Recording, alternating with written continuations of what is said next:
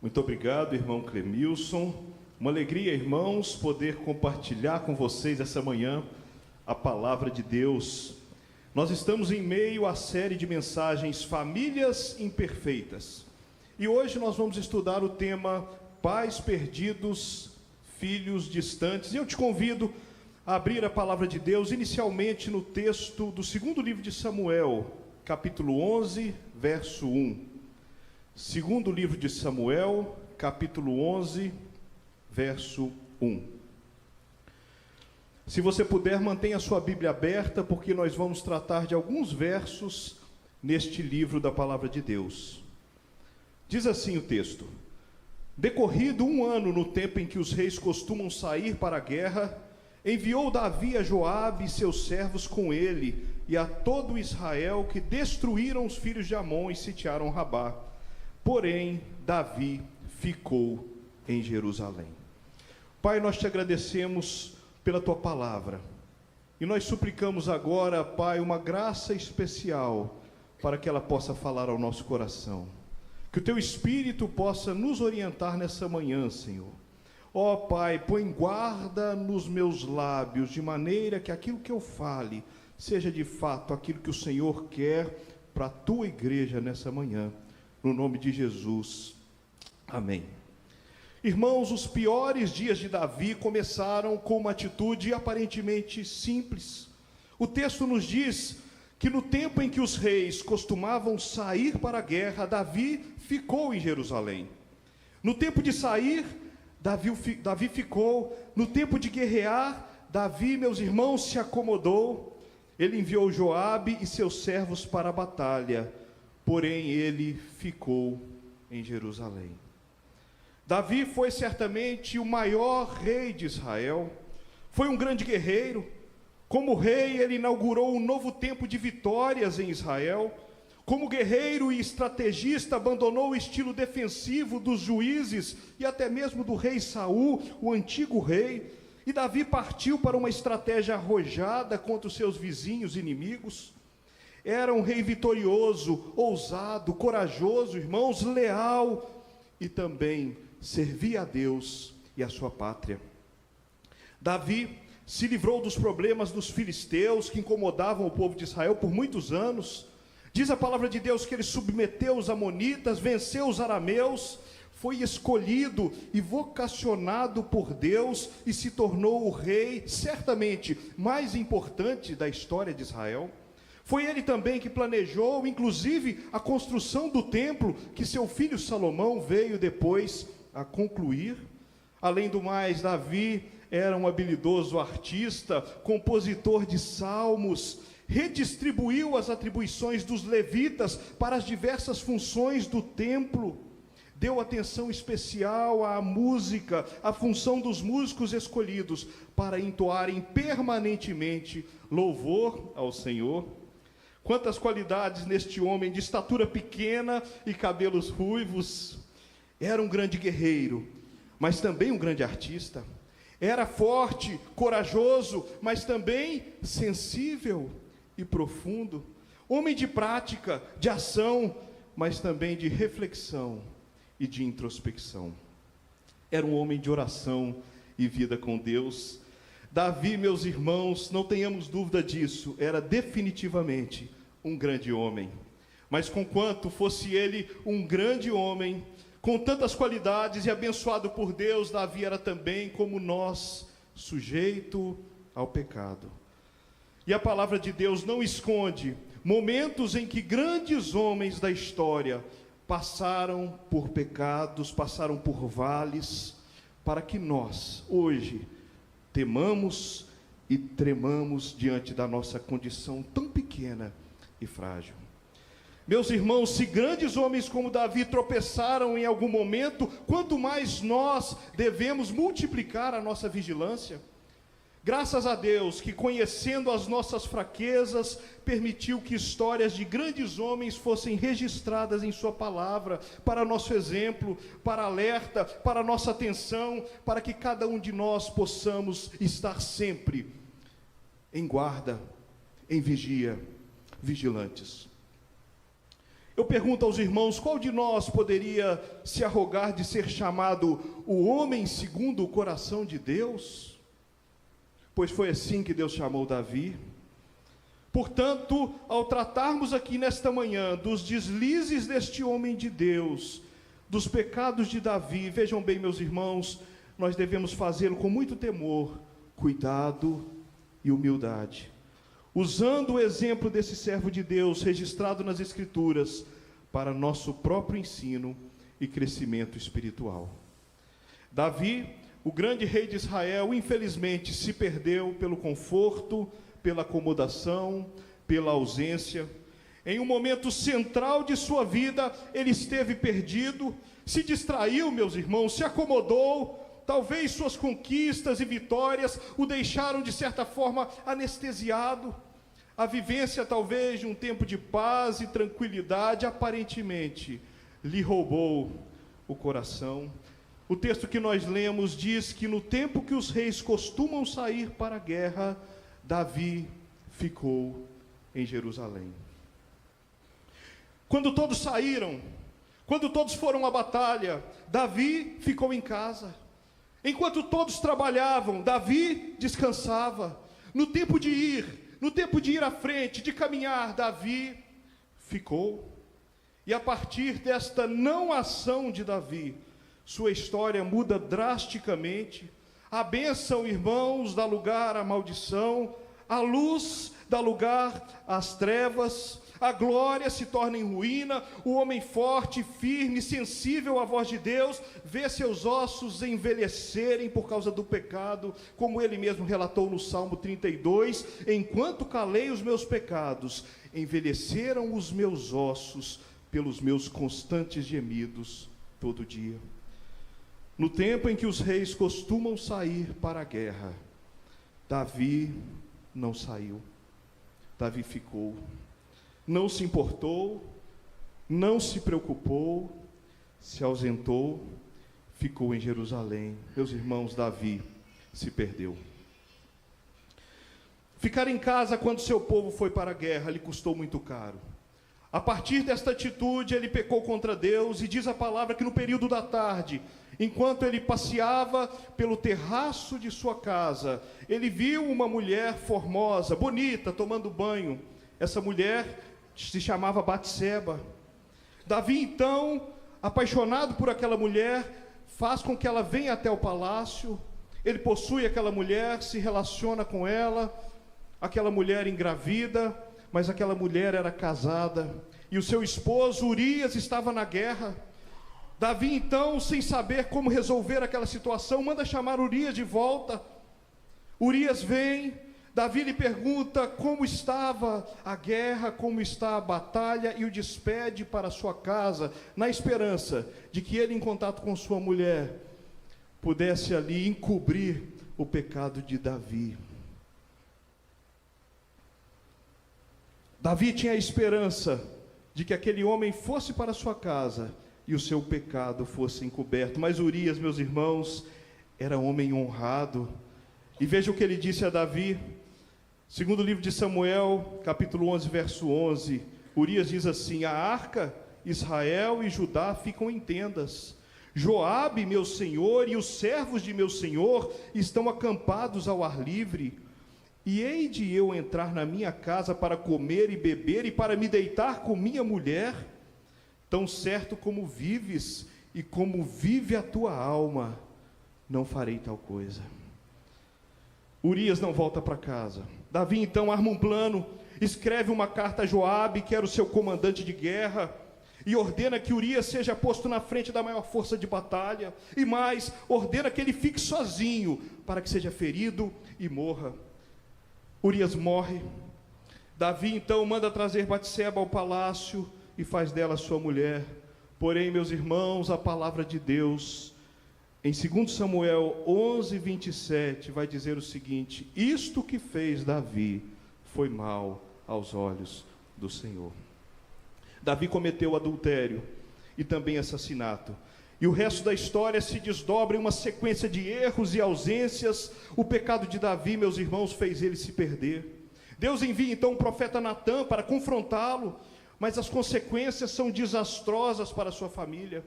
E as maiores consequências do pecado de Davi, ele vai enfrentar no seio da sua família, na sua própria casa, entre os seus filhos. Irmãos, quando os pais se perdem, os filhos se distanciam. Quando os pais se ausentam, os filhos sofrem as consequências. Quando os pais pecam, as consequências recaem muitas vezes sobre a sua própria casa. Que grande responsabilidade, irmãos, nós temos como pais. Porque se a nossa conduta não for adequada, nossos filhos certamente ficarão escandalizados, nossos filhos sofrerão, e nós seremos culpados diante de Deus pelo escândalo e sofrimento na vida daqueles que Deus nos deu para amar e para cuidar. Que grande responsabilidade, meus irmãos, nós temos. Nós vivemos um tempo de pais ausentes, pais que se preocupam mais com suas carreiras, com status, negócios, dinheiro, bem-estar. Pais que se preocupam mais com seus amigos, se preocupam mais, irmãos, com as coisas do que com seus próprios filhos. Não querem assumir o risco, a responsabilidade, não sofrem o dano, não se doam pela vida de seus filhos. Pais que fazem de tudo para arrumar atividades para seus filhos, não porque querem o bem deles, mas porque os querem distantes, sem dar trabalho, sem incomodar, sem necessitar de atenção. Não é preciso observar muito para constatar essa realidade em muitas famílias, e que Deus, irmãos, nos livre de sermos contados entre elas. Que Deus nos livre de nos perdermos desta forma e nos ausentarmos dentro da nossa própria casa, a ponto de que seja tarde demais. O pecado de Davi desencadeou uma série de situações de distanciamento dentro da sua família, com consequências, irmãos, terríveis. Foi, na verdade, um grande apagão na vida daquele rei de Israel. Em primeiro lugar, o filho do adultério de Davi com Batseba morre. Segundo Samuel 12, a partir do verso 15, vai nos dizer: e o Senhor feriu a criança que a mulher de Urias dera à luz a Davi, e a criança adoeceu gravemente. Buscou Davi a Deus pela criança, jejuou Davi, e vindo passou a noite prostrado em terra. Então os anciãos da sua casa se achegaram a ele para o levantar da terra, porém ele não quis e não comeu com eles. E ao 7º dia a criança morreu. Por mais que Davi jejuasse, orasse, buscasse de Deus a misericórdia, aquela criança, meus irmãos, morreu. E aqui começa uma sequência de derrocadas. Logo mais à frente, em segundo lugar, nós vamos ver que Davi se ausenta mais uma vez em outra batalha. Joabe, o comandante dos exércitos de Davi, monta guerra contra Rabá. Rabá era uma cidade dos filhos de Amon, mas Davi mais uma vez se ausenta, a ponto de do próprio Joabe, do seu comandante, chamá-lo para se apresentar, de maneira que ele mesmo não perdesse o seu comando como rei de Israel.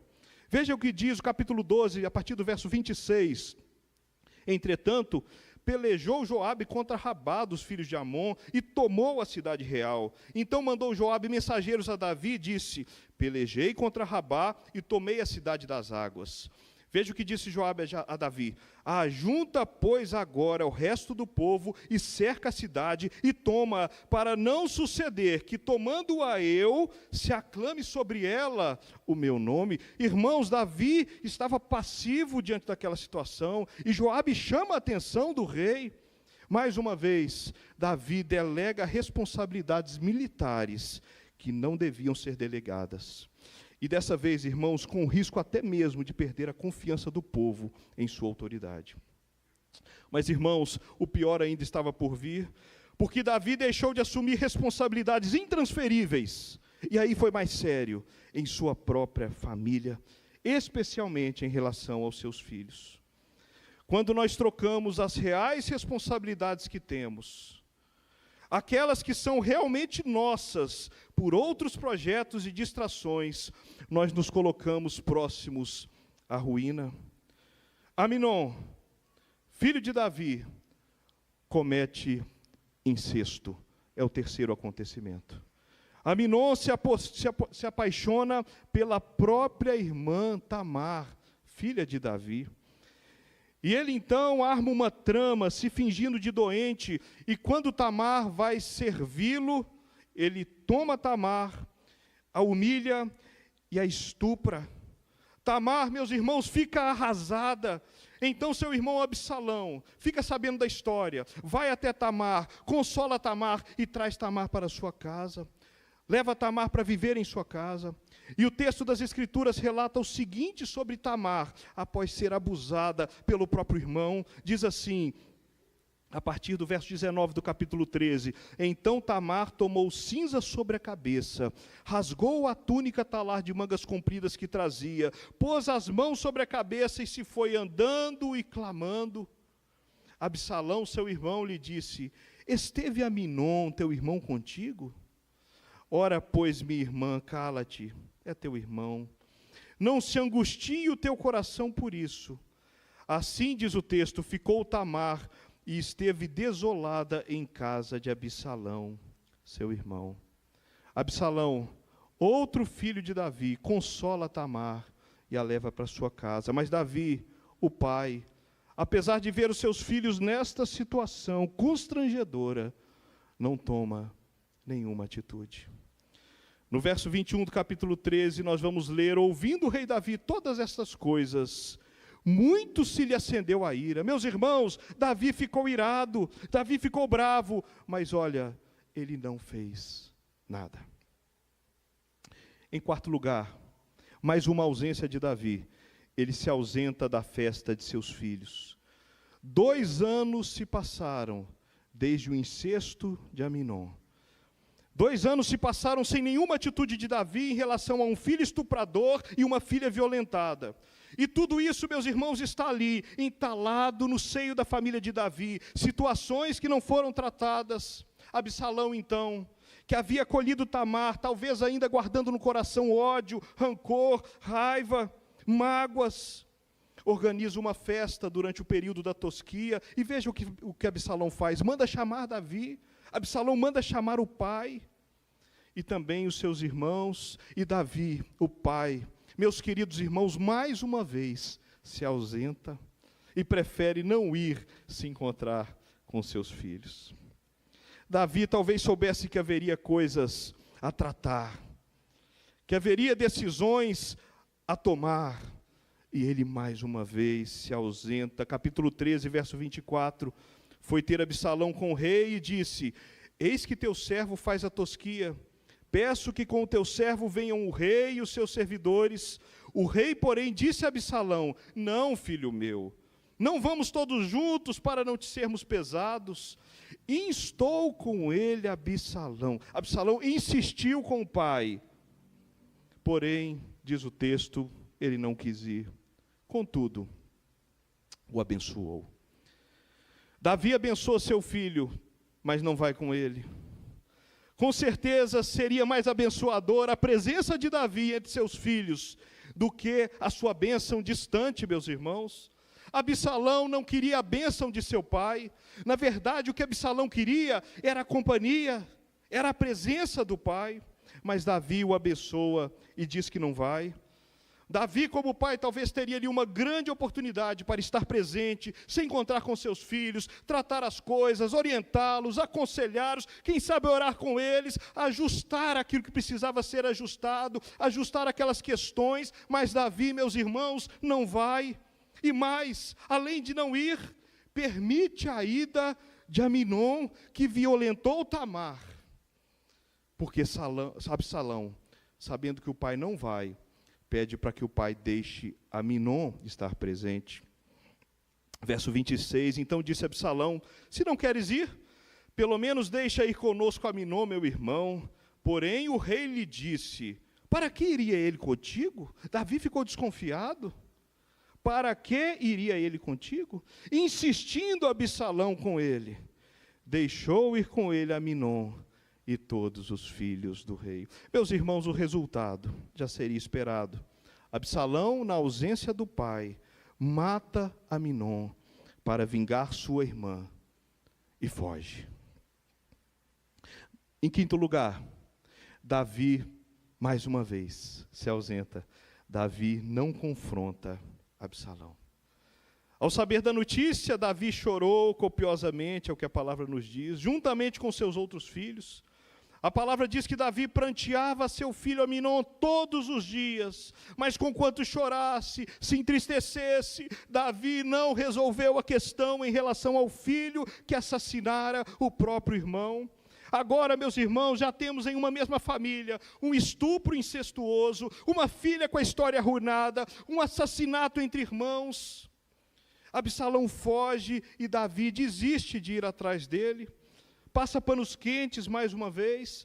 O verso 39 do capítulo 13 vai dizer: então o rei Davi cessou de perseguir Absalão, porque já se tinha consolado acerca de Aminon, que era morto. Davi mais uma vez não trata o problema. Mas, meus irmãos, em sexto lugar, Davi não recebe Absalão.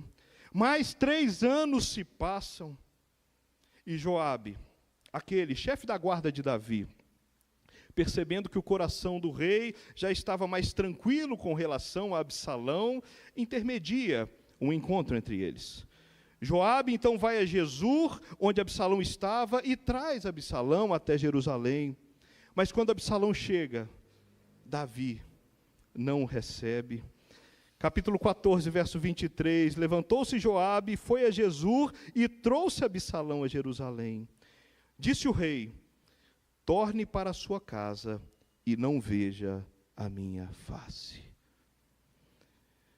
Davi disse a Absalão: torne para a sua casa e não veja a minha face. Tornou, pois, Absalão para a sua casa e não viu a face do rei. Meus irmãos, 3 anos sem ver o pai, e Davi se recusa a recebê-lo. Absalão então ficou em Jerusalém.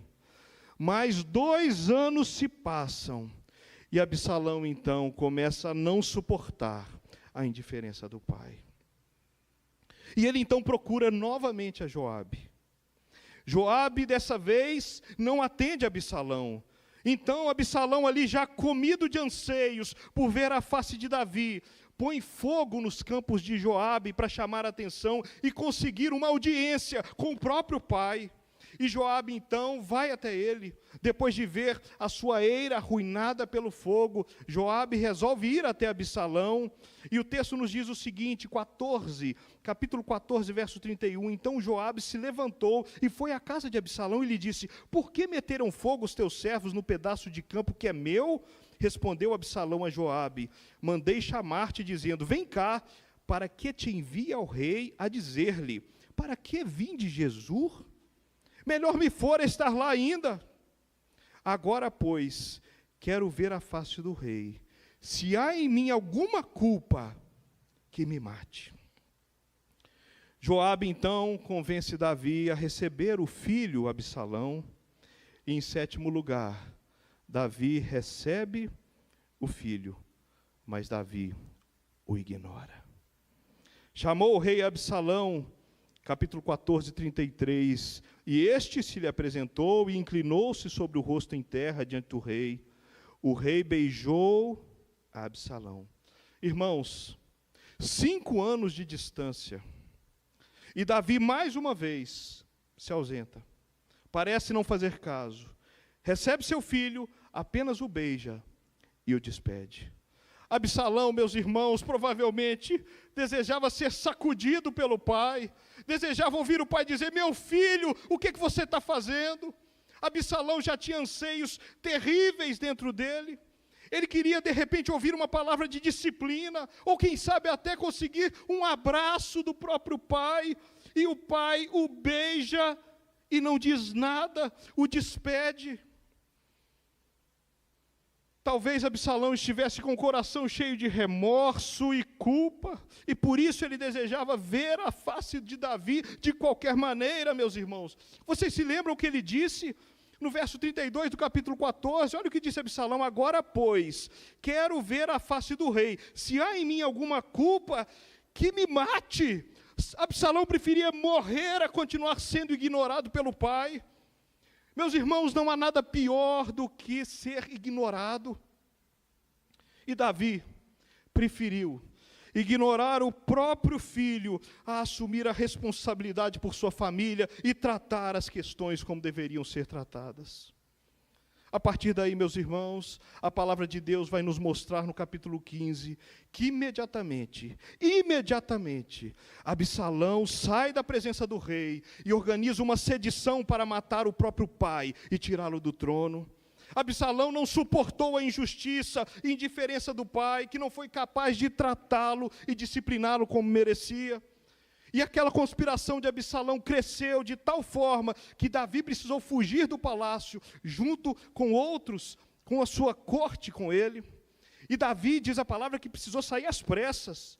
E na saída, Davi deixou suas mulheres para cuidar da casa real. E diz-nos a palavra que Absalão armou na tenda, no terraço da casa de Davi. No terraço da casa de Davi ele armou uma tenda, e ali ele coabitou com as mulheres de seu pai, à vista de todo o povo, à luz do dia. Alguns do povo se juntaram a Davi, meus irmãos, e resistiram ao exército de Absalão, e uma batalha se formou. E para resumir a história, Absalão, filho do rei, montado em um cavalo, passa por debaixo de um carvalho, cheio de galhos, e ali a sua cabeleira se agarra em um daqueles galhos, o cavalo vai embora, e Absalão fica dependurado entre o céu e a terra, por seus longos cabelos. Davi havia ordenado no início da batalha a todo o povo que ninguém fizesse mal a Absalão, mas, irmãos, era tarde demais, porque Joabe passa por aquele local, e com 3 dardos, traspassa o coração de Absalão, que fica ali morto, dependurado pelos seus cabelos naquele carvalho. Absalão morre. Davi então recebe a notícia e cai em profunda tristeza. Capítulo 18, verso 33, Davi, profundamente comovido, subiu à sala que estava por cima da porta e chorou. E andando dizia: meu filho Absalão, meu filho Absalão, quem me dera eu morrera por ti. Absalão, meu filho, meu filho. Que tragédia, meus irmãos. Um estupro incestuoso, uma filha com a reputação manchada e abandonada pelo pai na casa do irmão, um assassinato entre irmãos, um reino envergonhado pela traição do filho do rei, um adultério coletivo por um filho com as esposas do próprio pai, mais um filho traspassado por 3 dardos, pendurado pelos cabelos num carvalho, e choro, muito choro. Absalão, Absalão, dizia Davi, Absalão, Absalão, meu filho, meu filho. Mas, irmãos, diante dessa tragédia familiar, eu me pergunto, como estaria o coração de Davi? Como estaria o coração desse pai? Não o coração do rei, do vitorioso, do famoso, do guerreiro, mas o coração do pai. Como estaria o coração de um pai que vive situações tão terríveis? Um pai que vê e vivencia seus filhos se envolvendo em casos tão extremos? Como estaria, meus irmãos, a alma desse pai? Como estaria esse pai por dentro? Como estariam, meus irmãos, as entranhas de um pai que perde seus filhos dessa forma? E mais, um pai que passou por tudo isso por causa de seus próprios atos, por causa de seus próprios pecados. Davi pecou, se ausentou, não se responsabilizou. Davi foi omisso. Após o adultério de Davi com Batseba, seguido do assassinato de Urias, o profeta Natã, enviado por Deus, o confrontou de uma forma dura, dizendo o seguinte, capítulo 12, verso 9, por que, pois, desprezaste a palavra do Senhor, fazendo o que era mal perante ele? A Urias, o heteu, feriste a espada, e a sua mulher tomaste por mulher, depois de o matar com a espada dos filhos de Amon. Agora, pois, disse Natã a Davi, não se apartará a espada jamais da tua casa, porquanto me desprezaste, e tomaste a mulher de Urias, o heteu, para ser tua mulher.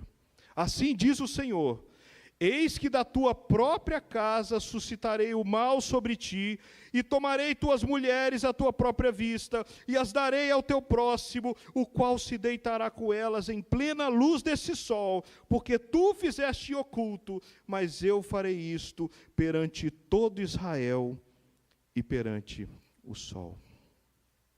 Meu irmão, minha irmã, como nós agiríamos diante de uma palavra dessas?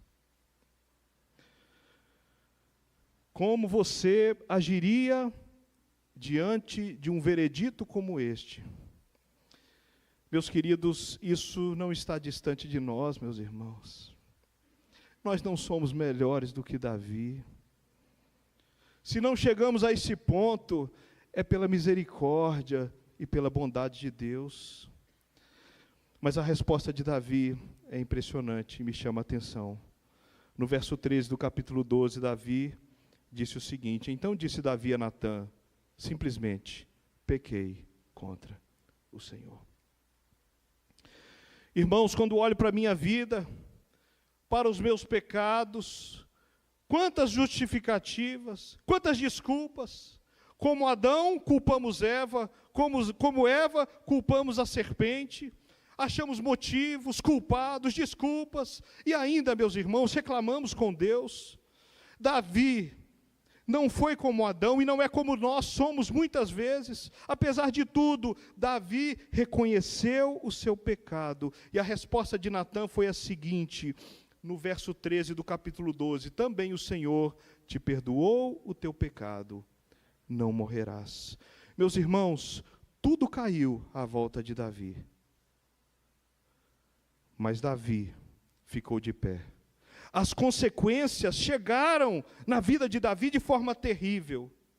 Mas Davi ficou de pé, porque reconheceu suas falhas e confessou seu pecado. É possível que vários de nós aqui hoje também estejamos vivendo dilemas familiares, dramas, lutas, sofrimentos, quem sabe. Como disse, irmãos, nós não somos melhores do que Davi.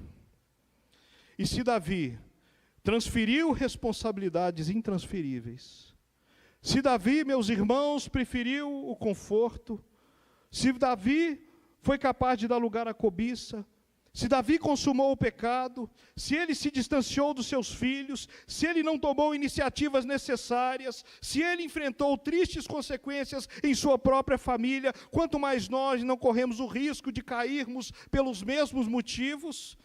Muitos de nós, irmãos, já temos caído, mas eu não conheço nenhuma família